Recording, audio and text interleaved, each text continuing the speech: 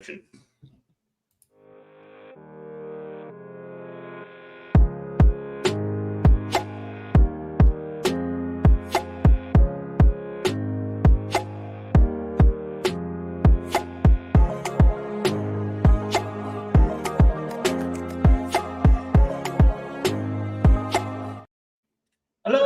welcome to the show, The Global Atheists, my dear viewers.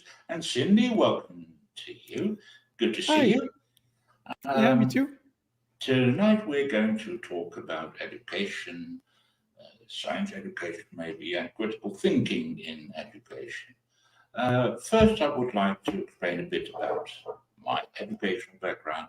I went to secondary school in the 1970s, and critical thinking wasn't a thing then.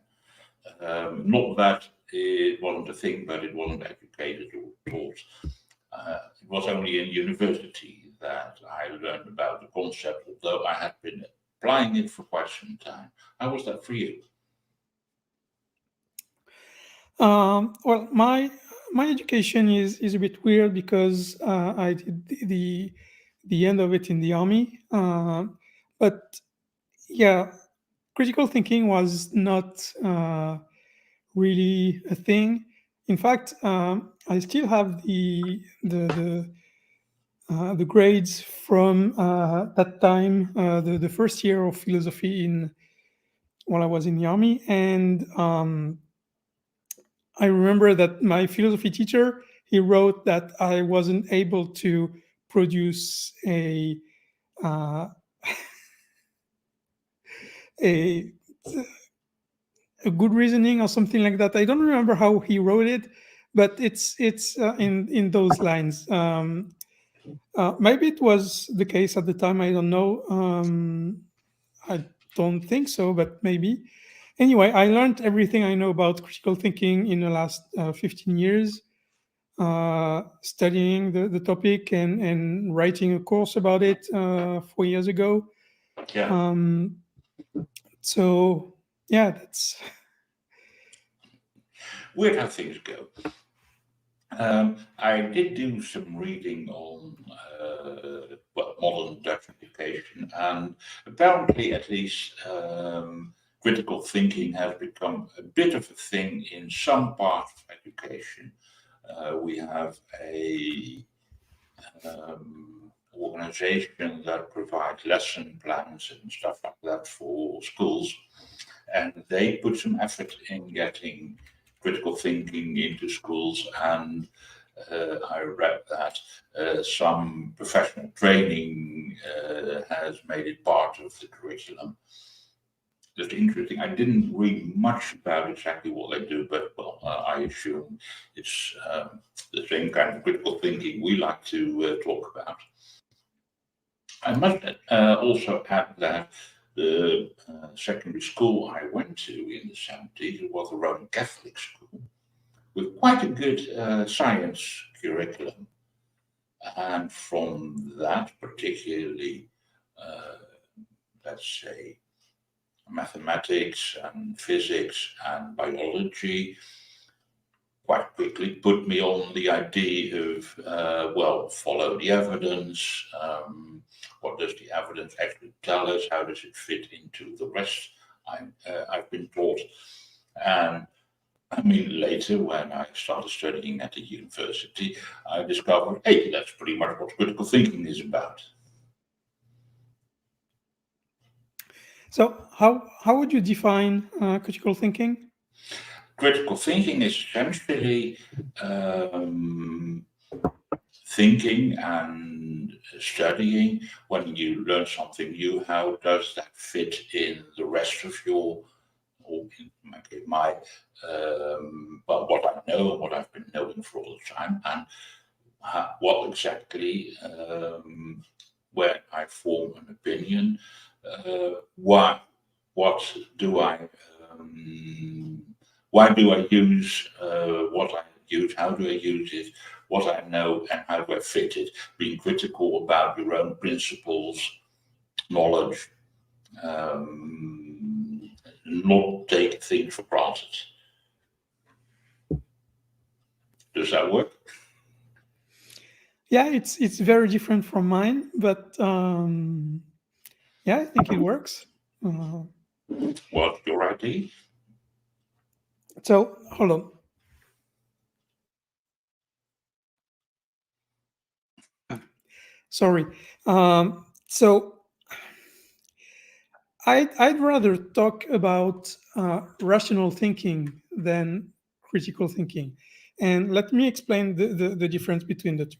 So from what I've studied when I was writing that course, um, I understood that rational thinking is just the will and the ability to think and act within the bound of reasons uh, uh, as much as possible. So it's basically it's a goal that we know we will never achieve. It's like someone who says, "I want to be strong." Yeah, strength is uh, not defined but measured at how you react to events that happen to you. And so, being a rational thinker is how often do you apply reason in what you do and the way you think. And so, the more you do it, the more you can say, yes, not I am a rational thinker because I don't think anyone can be 100% one, but still you can strive to be. And so, in order to work on this, you have three major elements you need to work on. The first one is emotions. So it's not like we need to be robots and not take emotions into account, because that's not a thing.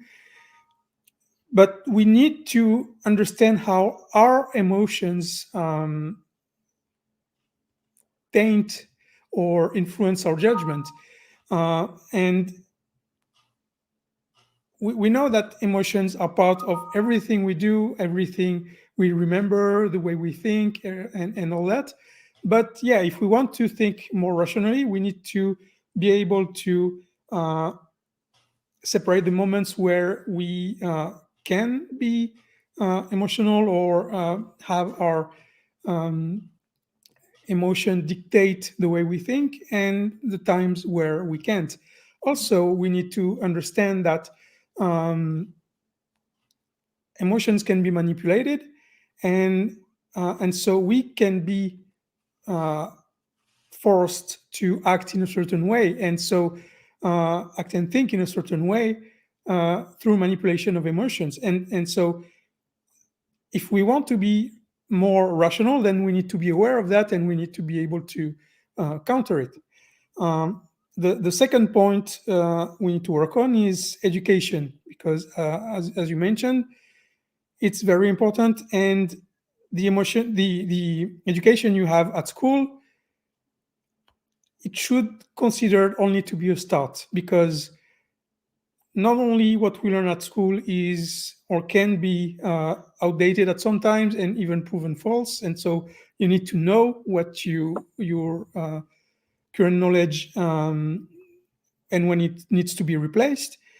But there are also a lot of things that, if we knew them, then our way of thinking would be different. Like if we had a better understanding as humans on how we think, how our reasoning are created. If we understood that since our childhood, then we would have less problematic reasonings and cognitive biases and all that, you know.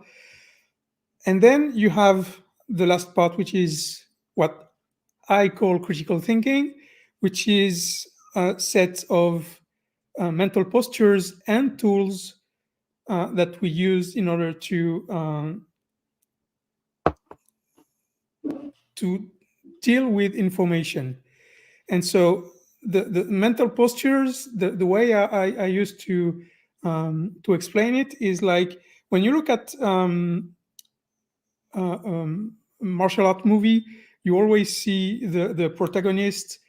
At some point, they have to face several people, and they take a specific stance. And then the reason why they do this is because they are trained to react in a certain way to every possible attack that comes to them. So if someone tries to punch them in a certain way, then they automatically will have a specific move. If it's a kick, it will be a different move. So this posture is made to react to incoming attack. And in the case of critical thinking, mental posture are the same thing. Your mind is set in a specific position so that when information comes, then you will trigger the use of certain tools to know whether to manipulate this information. So the main two mental postures are skepticism and intellectual honesty. Skepticism is just when you're hit with the new information, you say, is it true? And that's it. And then you trigger a tool to determine if it's true or not. Like if it's an argument, then you will go to logic and fallacies and everything like that. If it's a study you're reading, then you will look into whether it's the methodology, the size and the scope of the study, the number of people that are involved.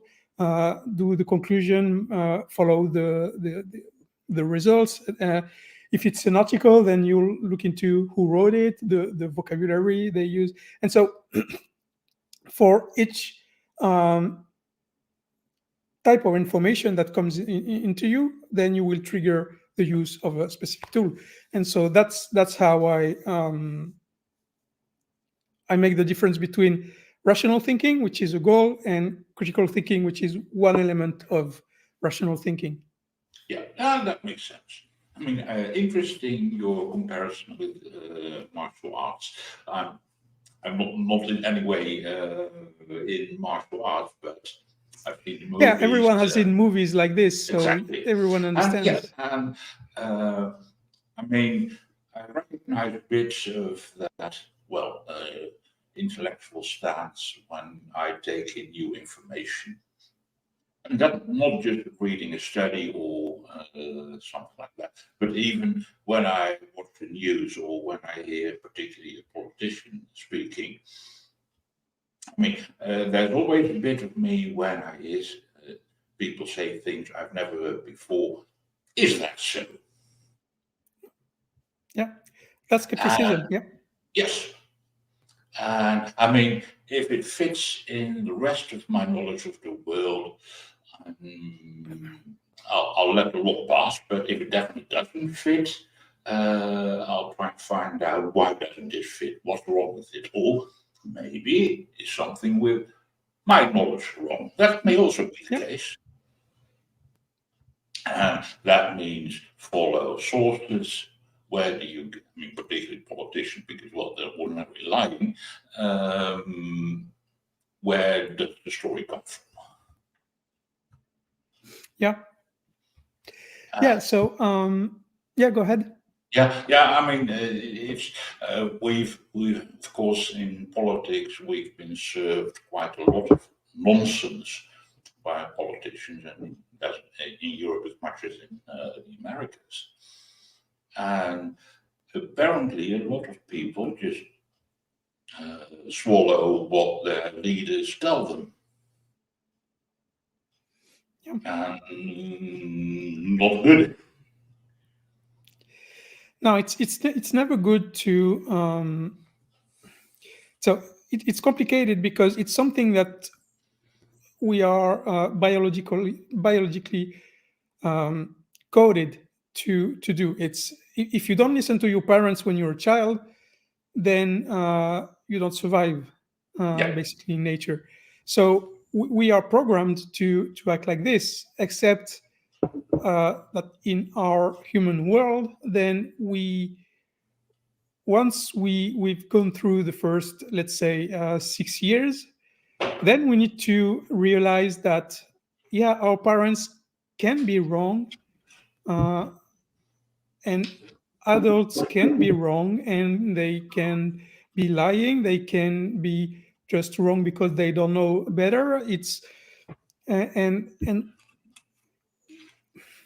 it's it's very tricky to go away from this, because yes, religions are based on the idea that there is an ultimate source of knowledge and this source can't be wrong.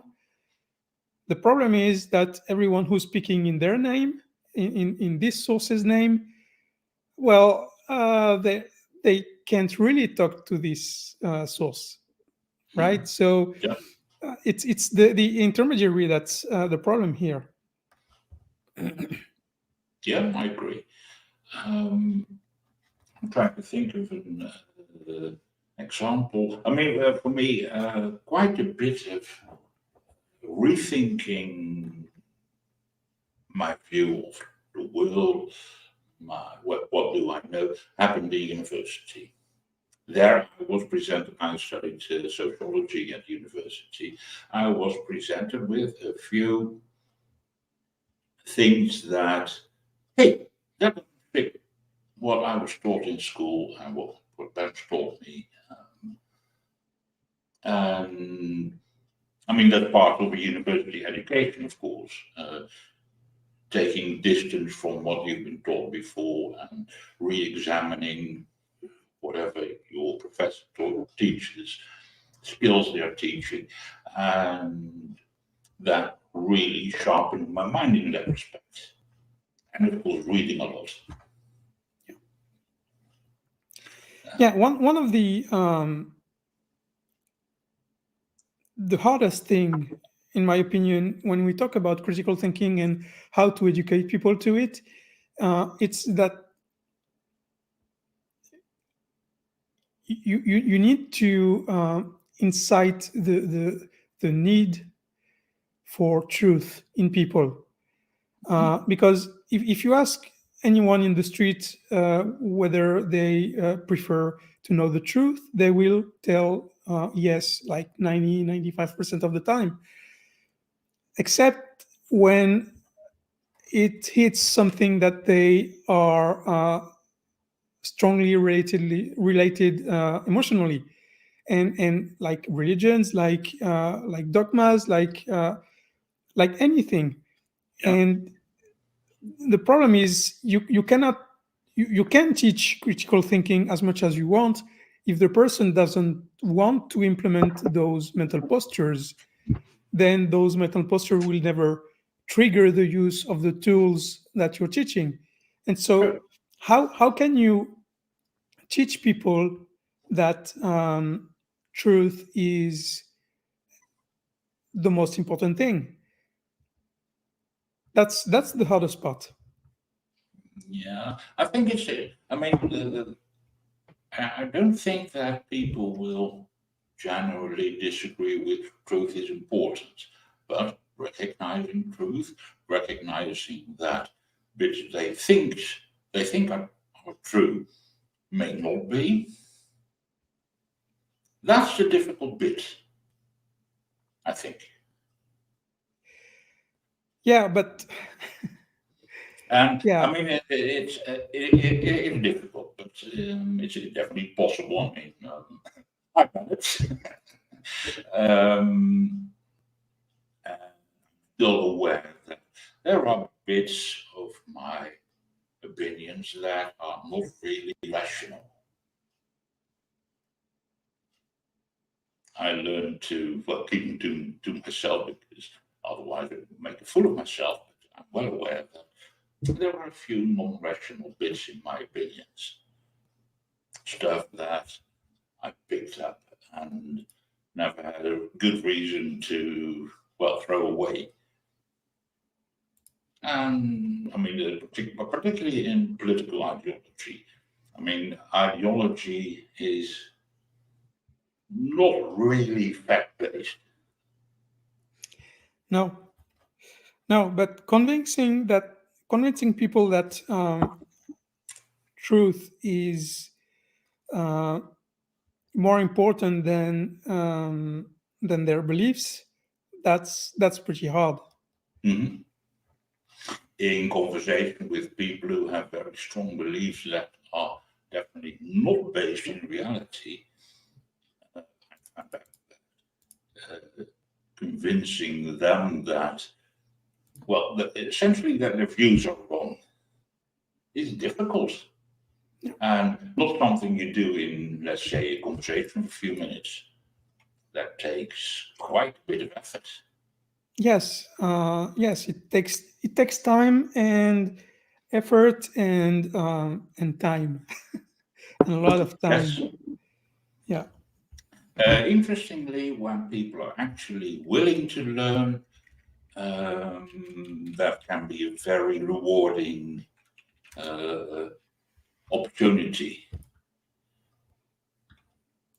I mean, I've had a few friends who, well, I mean, there were bits of life that they knew nothing about, and taking them more or less by the hand and showing them what it's about and how that fits in other things they already know and how it doesn't fit in their,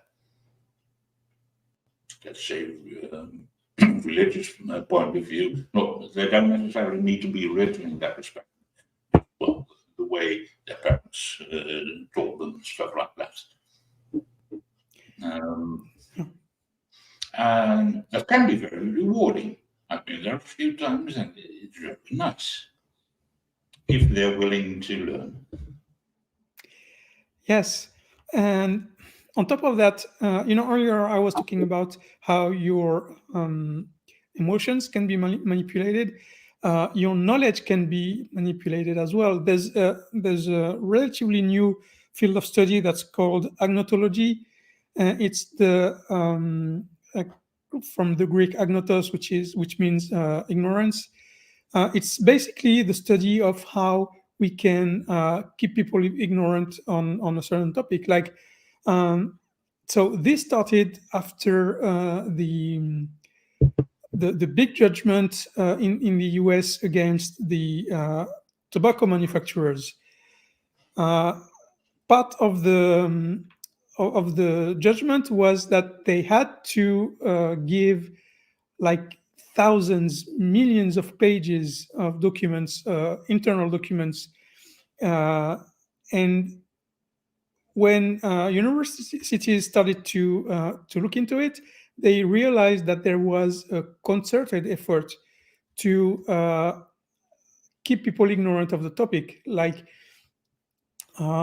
presenting internal pseudo studies at the same level as the rest, even though they were buying them and changing the results.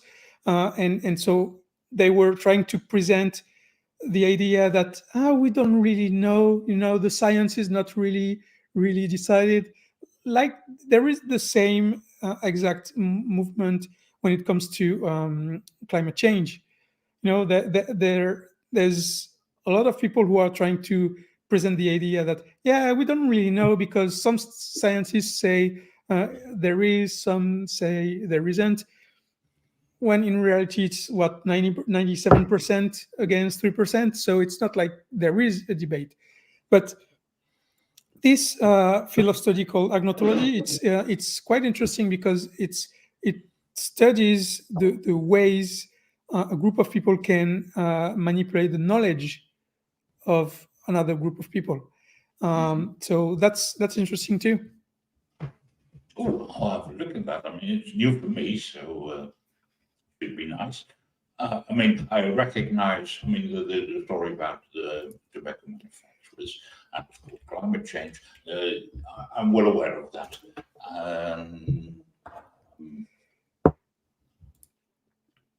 I mean, the interesting bit, of course, is that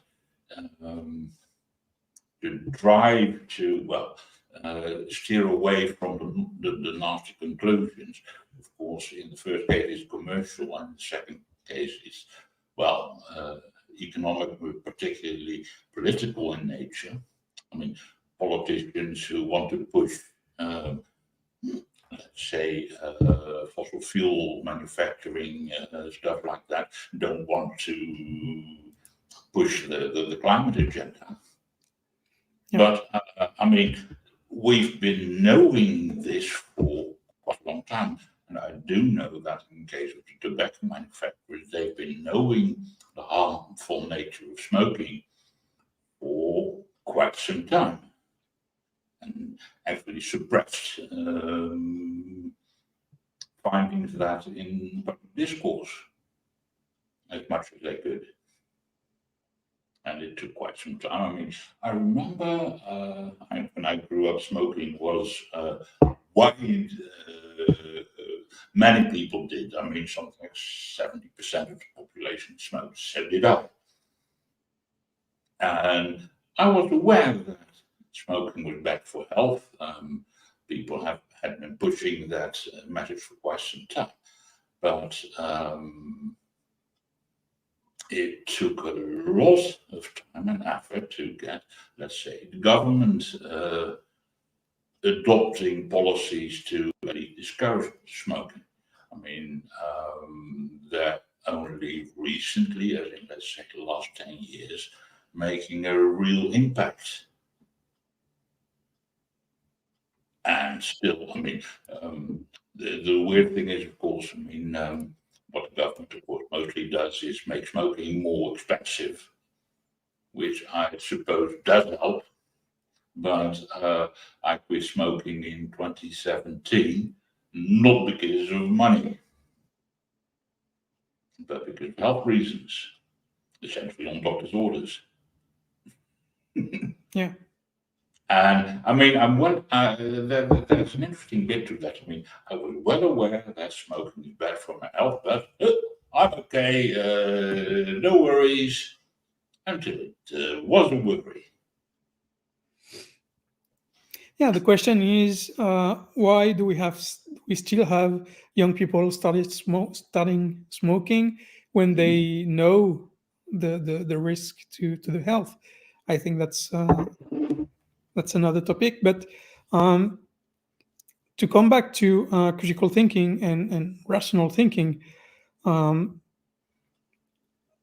there are different ways in which it can be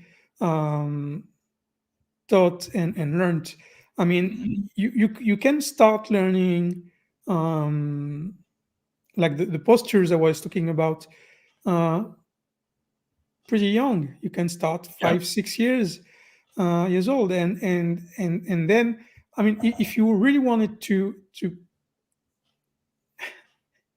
and we're coming back to democracy you were talking about earlier, because the only way democracy works is with an educated population.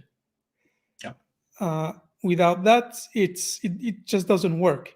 And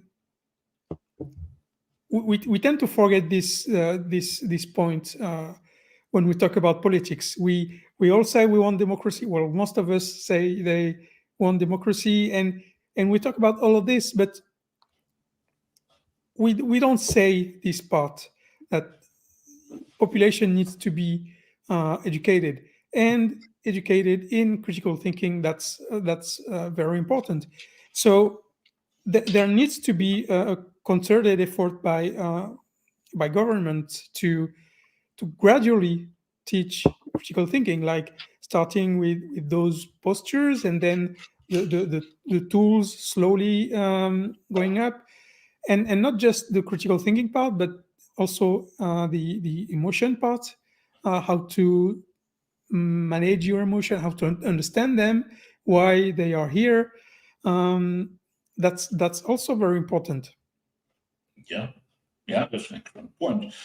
I mean, if I remember when I was learning about science and stuff like that in school, science was presented as some non-emotional, just pure factual and rational thing. I mean, it wasn't that there was no emotional part to it, but definitely the goal or ideal was emotionless. And that's definitely not how things work. No. But we can channel our emotions in that respect. by recognizing them, giving them their place in our understanding. But that's something that was definitely not taught in school, and I have no clear vision on how to teach that. Do you? And not even in the society. Let me welcome Robert. Hello! Hey, sorry I'm late, guys. I got caught up in a TV show and just forgot the time. Oh dear, oh dear, oh dear. Welcome. That's at the same time a bad and a good excuse. Yes. We were talking about rational thinking, critical thinking, teaching that to children, pretty much everybody, how to do that. And let me first ask, was that a thing when you went to school? Was that being taught? The critical thinking and science education. Thinking. Yeah. It was a long time since I was in school. Yes, that's true for all of us. And to be honest, I don't quite remember exactly the level of critical thinking that we were taught. I mean, we did have the basic natural sciences, biology, chemistry, physics. So we did learn the basics about it. I'm not quite sure exactly how much pure critical thinking methodology we got. Okay. Yeah. Do you guys think whether critical or rational thinking should be taught as separately as one specific course, or should it be integrated inside other courses like science, math, languages, and all that? Yeah, that's a good question. Spontaneously, I would say integrated, because you apply it everywhere, basically. On the other hand, it might be more. There's a bigger risk of, if you split it in all the different subjects, that none of them do it right or do it enough. So there's a risk with splitting it up. So I'm not sure. Both ways could work. Both ways might not work if we're unlucky. But since I would like to see critical thinking sort of going through everything basically in school, it would be nice if it was put into every subject curriculum.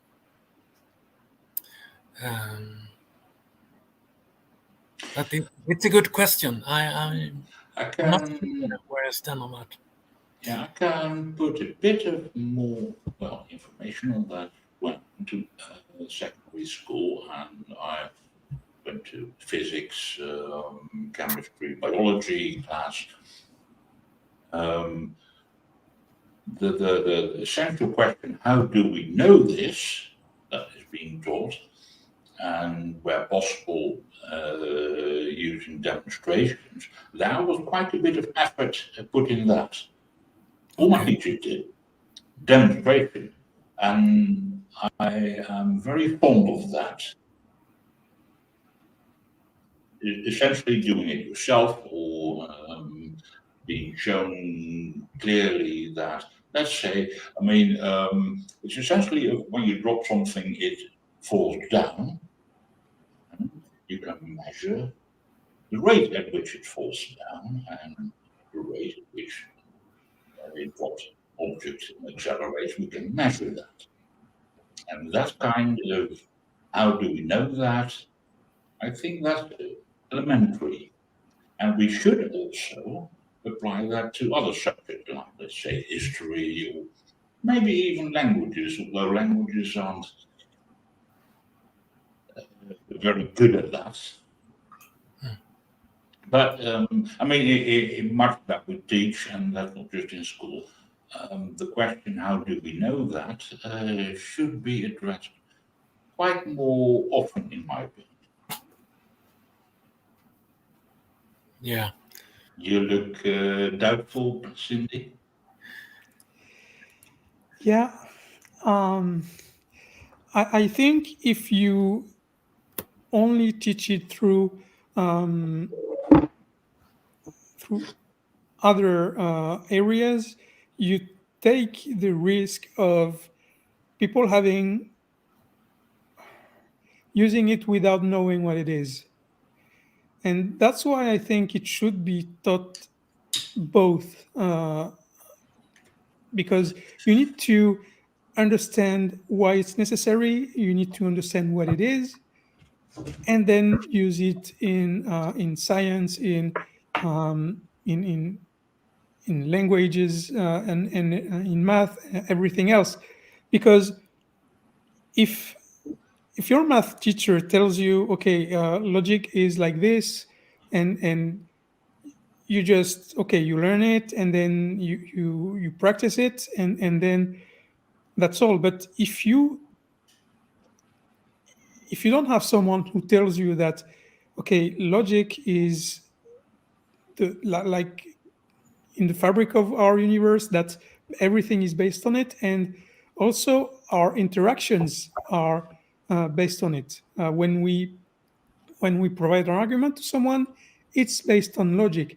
And so if you don't explain why it's relevant in everyday life, which you don't when you study math or science or those curriculums, then you need to have someone who tells you why it's important. And that's why I think it needs to be both. You need to have you need to make sure that all the classes are taught in a reason approached way, but you also need to learn the basics of rational thinking and why it's necessary.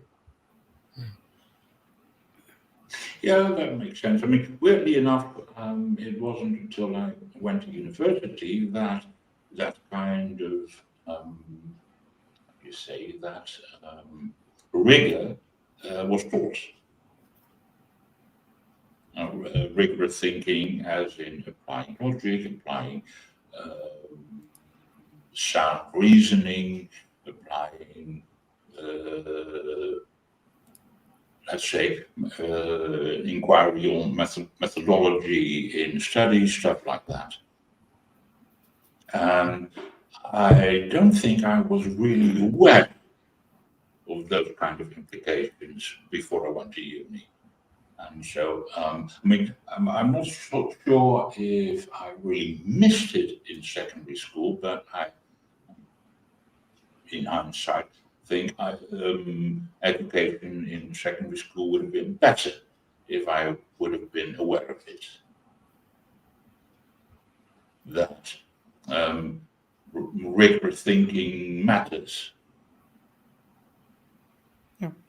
Yeah. I mean, if you look at, I joined a Facebook group some couple of days ago with evolutionist contra creationist debate. And I mean, it's, and there are of course a lot of a couple of the creationists are also flat earthers.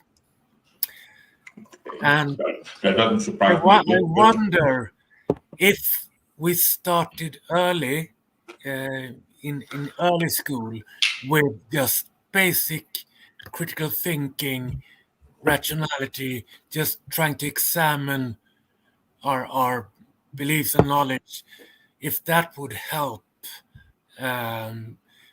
decreasing the number of people who, as adults, still say, nope, moon landing never happened. The Antarctica doesn't exist. It's an ice wall. It's so weird. Yeah. And I mean that's the extreme example with the flat Earth. But there's so many things on in a gradient of weird beliefs. So I wonder if it's possible to sort of build them away using regular school. Yeah. I mean, I don't doubt it'll help. But I mean, weirdly enough, I mean, people will believe weird things despite being educated. Yeah. So it's definitely not the be-all and end-all for, let's say, let's be rational, but it would certainly work. I mean, when I remember think back of my life, the essence of, well, at least rigorous thinking came early in my life. My dad was rather fond of mathematics and taught me quite a few bits when I was 6, 7, that kind of age. And once you grasp how mathematics work, logic isn't difficult anymore. And weirdly enough, I soon found out that you can apply that to pretty much everything in life. So in that respect, teach that to children early seems to be very valuable. Yeah, of course, like you say, it's not a be-all cure-all, of course, but maybe you could at least take quite an amount of the weird beliefs and get rid of them. Yeah.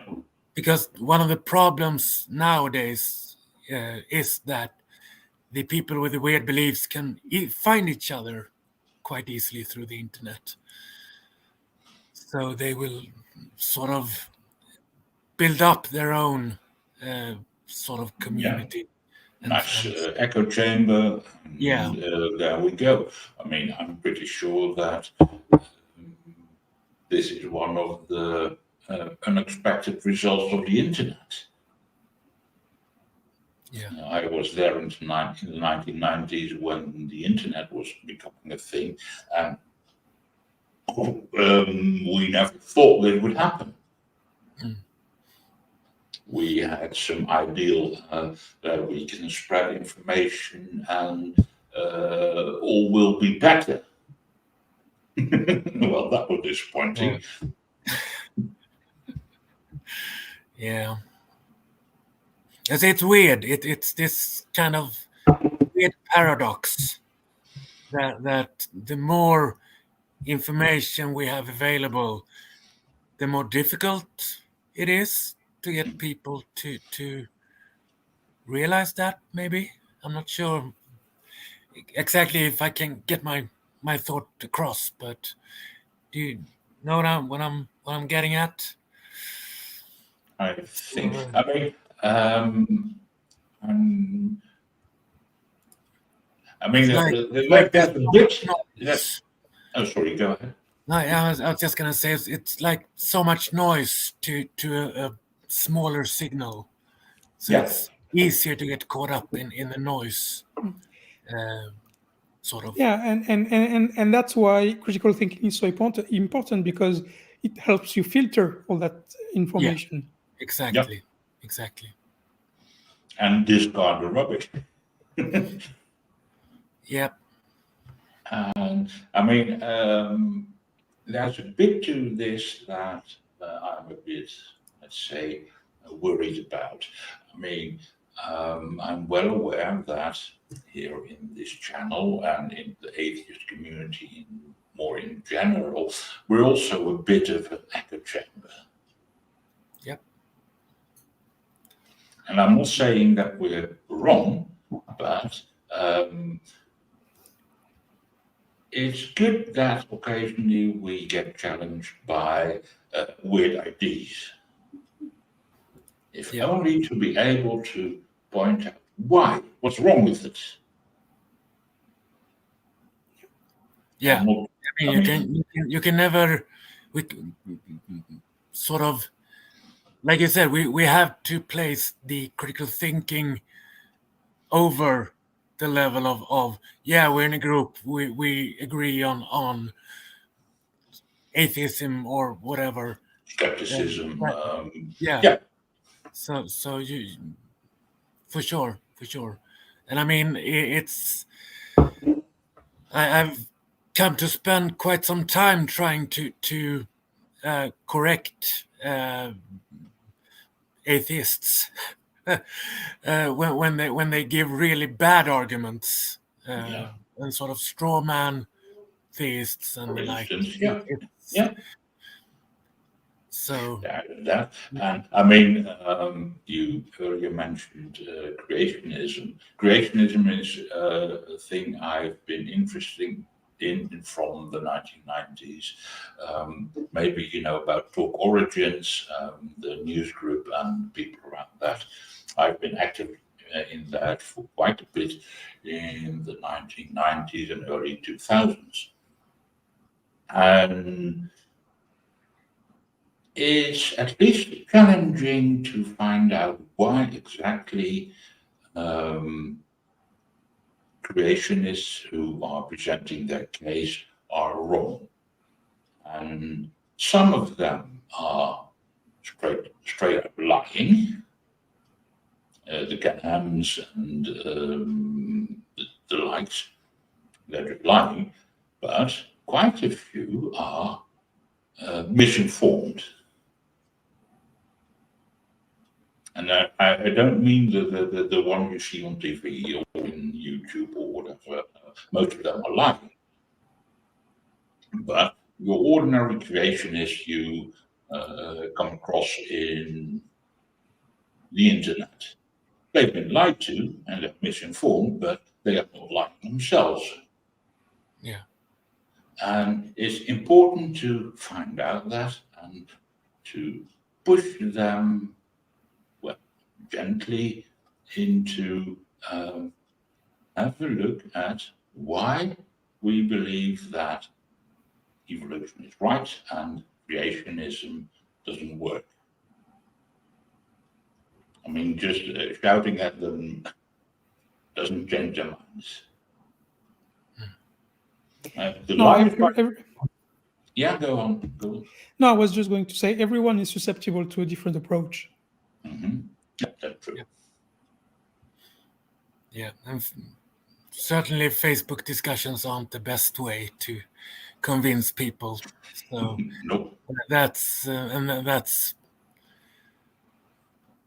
annoying, but it's true. So the question is where we can reach them. Where can we have the right discussion? My impression is that, again, going back to why do we know what we know? How do we know what we know? Is the best way to go. It won't work for everybody. Some people who, let's say the moon landings are a hoax, or flat earthers for that matter. By the way, I'm not quite sure if flat earthers are just taking the mickey or they really believe that shite. I think there are both. Yeah. And it's difficult to find out which is which. Absolutely. I mean, I've had one conversation with a flat earther who, when I I mean, when I went deep, essentially draw a map and tell me what is what and how does this bit of astronomy work? How does that observation work in your view? And while I was going through that, I found out he was just taking the piss.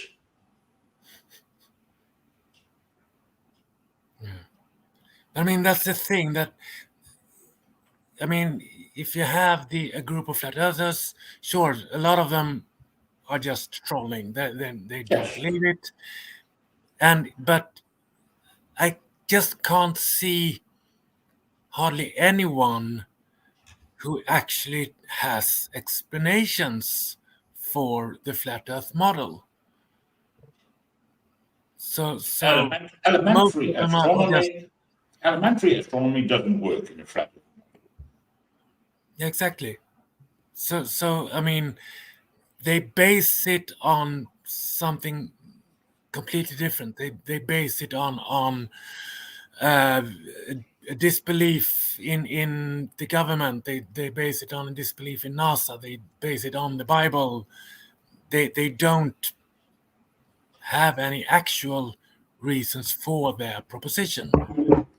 I mean, I think there is a bit of here we are being clever against the establishment thing about it.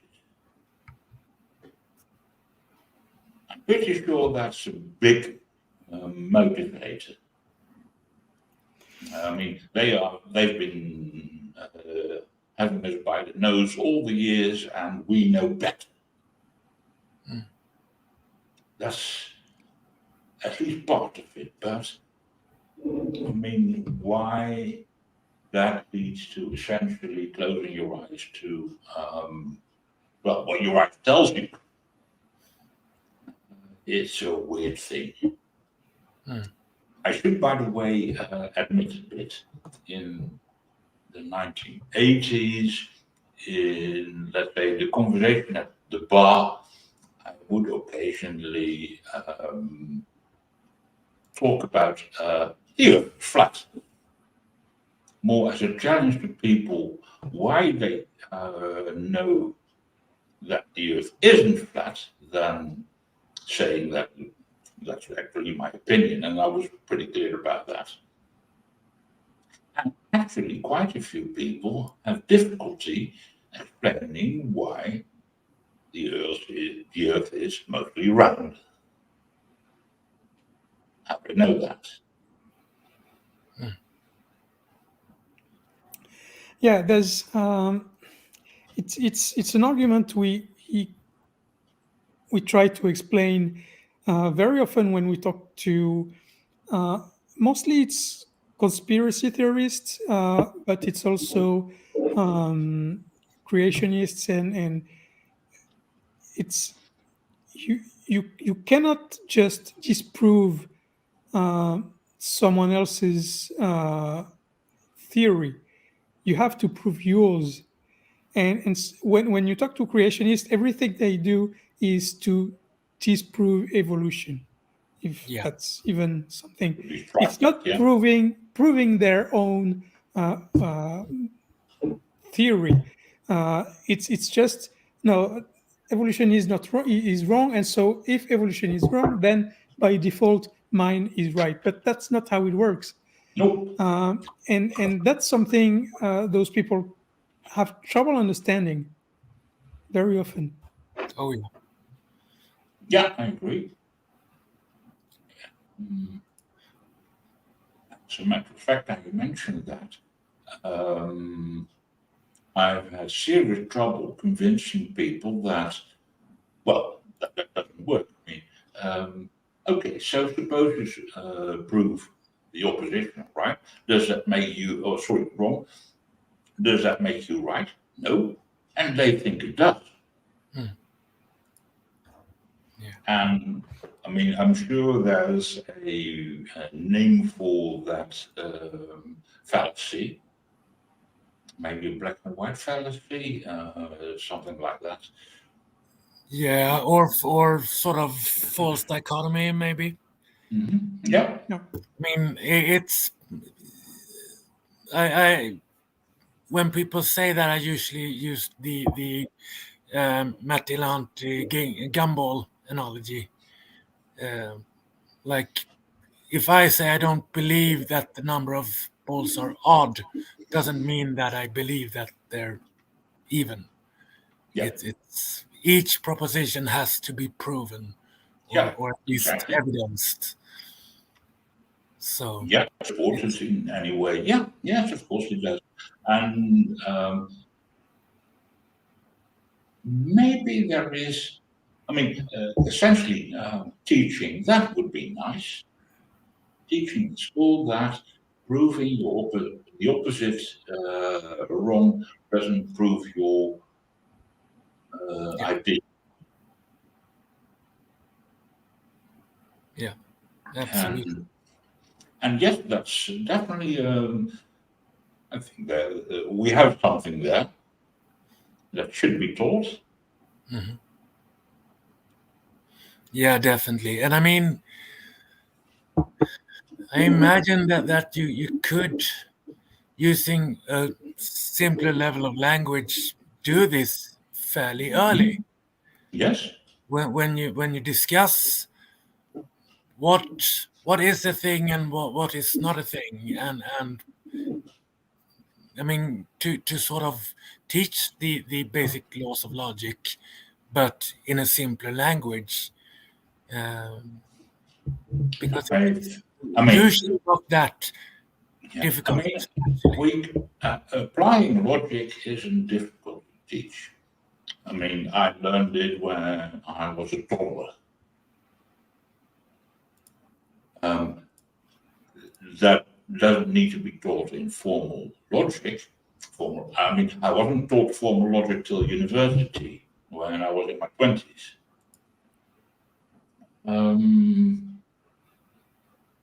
But that doesn't mean that you can't understand logic. Yeah, I exactly. mean, simple things that a proposition cannot be both true and false. It's either one. Yeah.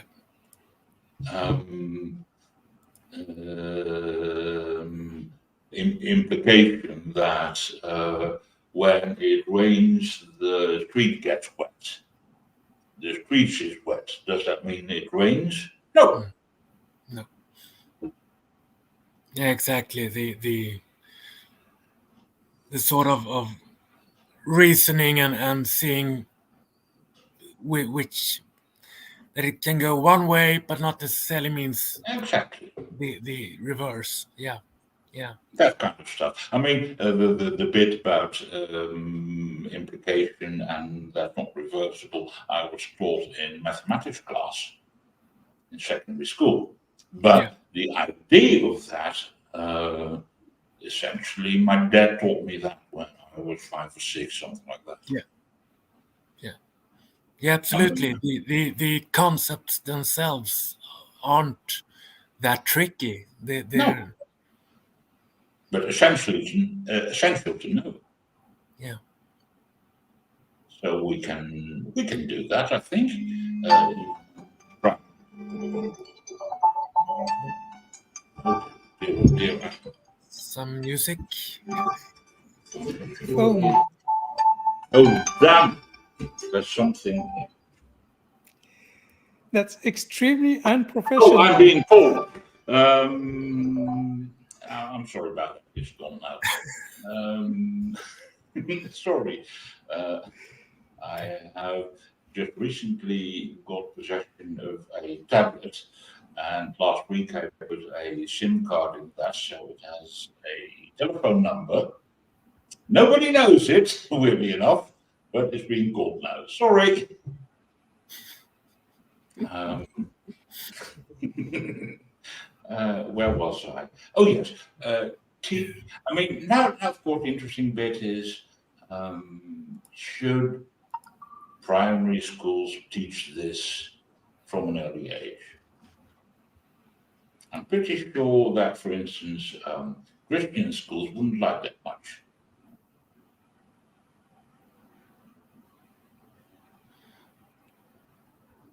I'm definitely certain that my secondary school teachers of, let's say, religious education, they wouldn't be so fond of critical thinking, logic application to what they are teaching. So there's a bit of, let's say, politics there. I mean, at least in the Netherlands, the government can and does push a national curriculum. By the way, is that a thing in Sweden? I'm sorry, I didn't hear the question. Oh, sorry, a national curriculum where essentially the government sets what is to be taught. Yeah, we have that. We have the school. I'm not sure what the term is in English, but sort of the school governing body that sets the curriculum for all the school up to on the university level. So yeah, you have a curriculum that you need to follow on a national level. Yeah. And I mean, we do have like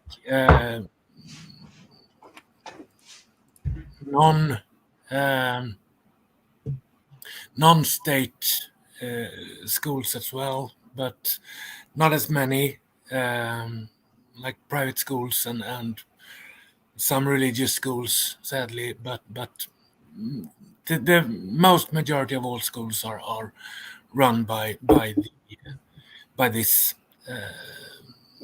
governing body, state governing body. So it's we have it pretty much structured and ordered, so everyone is teaching the same curriculum. Yeah, and I mean, I think that's a big thing. It's an important thing, and well aware that there are for instance, in the United States, we have no such thing as a national curriculum. States and local school boards have quite a bit of say in that. Yeah. But from my perspective, I think, yes, a national curriculum that should include stuff like logic. That would be a thing. Yeah, absolutely. I mean, there is quite a bit about teaching the natural sciences and getting the scientific method, but I don't think there is any direct phrasings of teach formal logic or teach critical thinking. It's sort of more just implied that should be a part of it.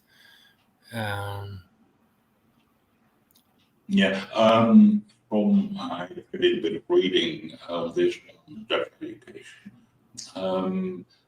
in some bits of Jesuit education is actually a part of the curriculum. It needs to be taught, but that's not generally so. I mean, weirdly enough, in universities it's implied.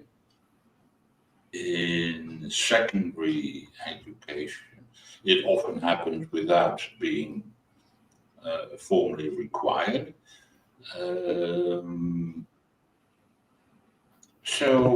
That's interesting. And I think for primary education, there's something to be done there. I mean, definitely in primary education, it is a part of the curriculum, at least in the Netherlands. Sister is a primary school teacher. I'll have a talk with her about this.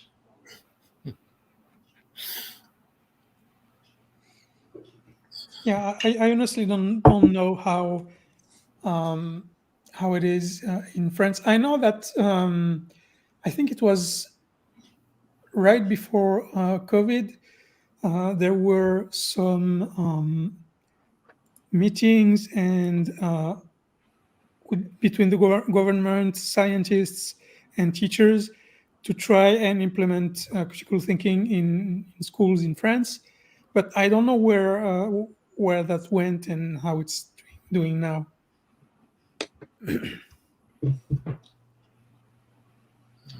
Okay.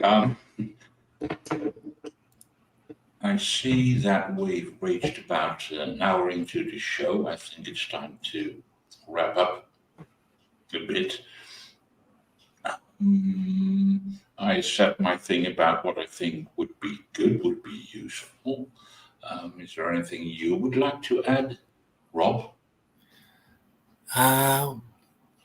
Well, pretty much just what I said earlier, that it is, I think, very important with bringing in aspects of critical thinking and epistemology.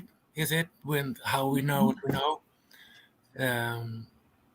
to increase our ability to have rational arguments, rational thinking.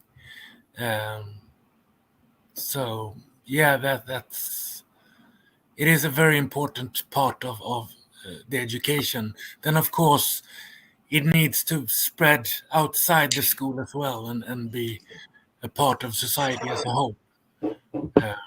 Because otherwise we'll end up with the conspirators that say, oh, in school they just teach you what they want to claim. So you have to build, this have to be sort of flowing through all of the society for it to work. We can't just have it at school, but it is important to have it in school. Yeah. Cindy, suddenly I realized something. As we understand it in France, philosophy is part of the curriculum. I'm sorry, what? Philosophy is part of the Yes. curriculum in France. Yeah. Does that teach this kind of thing? Not really. It depends a lot on your teacher, but mostly it's just history of philosophy. It's like learning what precedent philosophers thought, and I don't think that's really interesting or relevant. I I'd like to answer Ascalan's question, because otherwise he's going to be mopping all evening, and you know how he is. So, what do the hosts think about the recent book banning, and how do you think that would go down in the national education systems where you are? It's the second part is hard to answer without sounding arrogant, because everyone thinks, oh, that wouldn't happen in my country. But I really don't see how it would in Belgium or in France, because in France, education is centralized, as Rob said earlier. There is in Sweden, in France, there's a national guideline of what needs to be taught every year. So I don't know. I think the biggest issue regarding this in the US is the fact that education is left to the states, and that goes into all the things we know about the states and their hatred towards the federal government, and competition between local and federal government, and all that. So yeah, I don't think it could happen here, because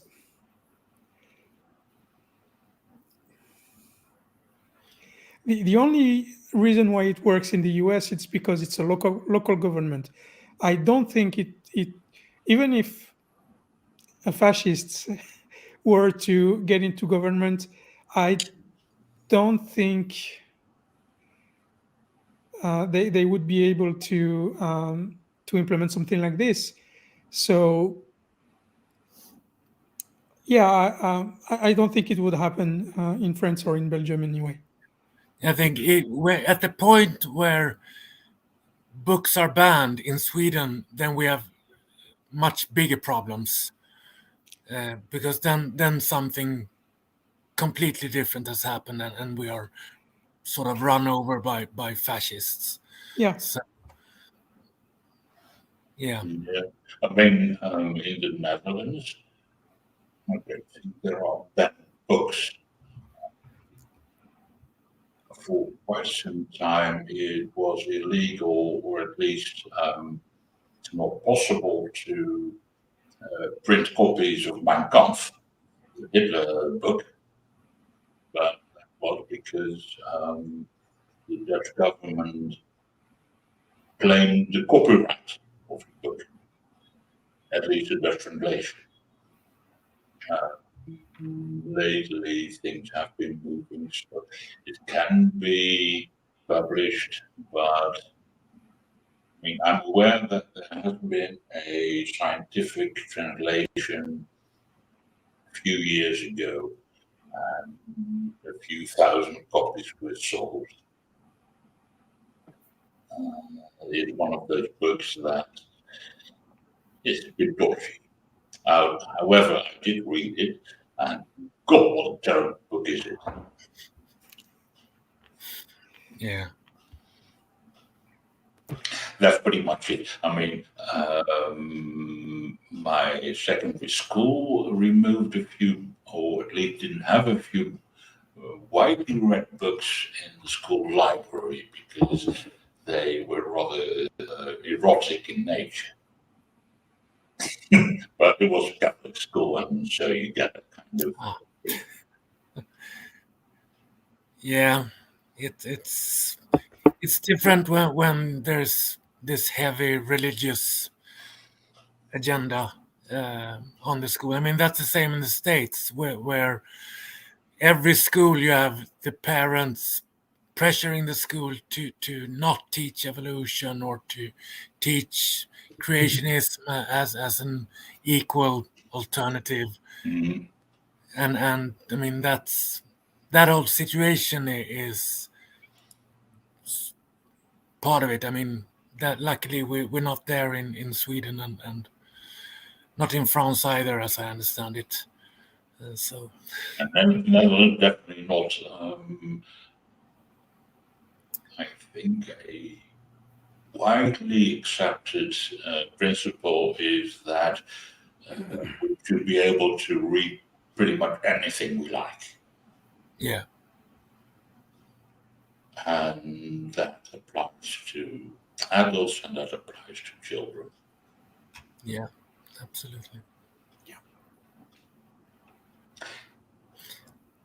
I see that we're almost a quarter beyond the ordinary or intended end of this show.